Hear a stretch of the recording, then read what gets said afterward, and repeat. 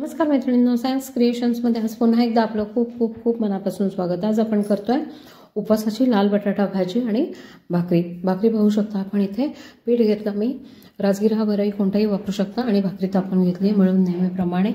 आणि आता आपण ती छान भाजून घेणार आहोत।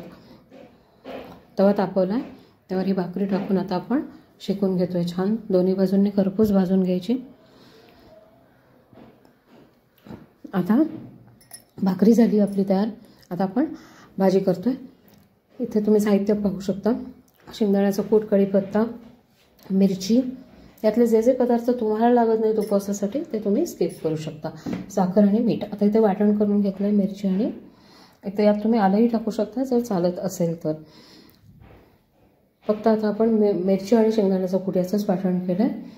जिऱ्याची फोडणी दिली तेल टाकून कढईमध्ये, कढीपत्ता टाकलाय थोडा, त्यावर आपलं वाटण टाकलंय। छान परतून घ्यायचं जोपर्यंत त्याला तेल सुटत नाही तोपर्यंत।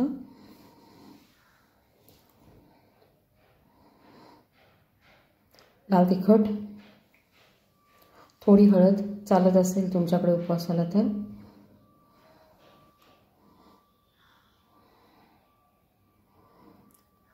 आलं देखील ऑप्शनल आहे, मी आमच्याकडे चालत नाही म्हणून मी आलं नाही टाकलं। आता हे छान हलवून घ्यायचं जोपर्यंत तेल सुटत नाही। छान मीठ साखर टाकली आपण, छान तेल सुटत नाही तोपर्यंत आपण हे मिक्सिंग असंच परतत राहणार आहोत। पाहू शकता छान तर्री आली आहे, तेल सुटले आपल्या मिश्रणाला। आता आपण यात बटाटे टाकून घेणार आहोत, बटाटे जे उकडून घेतले होते। पटकन 5 मिनिटात होणारी भाजी आहे उपवासासाठी। बटाटे छान परतून घेतलेत आता आपण। आता हिला शिजण्याची गरज नाही, फक्त यातले मसाले छान एकत्र होऊन बटाट्यामध्ये त्याचा तो रस मुरला पाहिजे, त्यासाठी आपण अगदी 2 मिनिटं उकळून घेणार आहोत।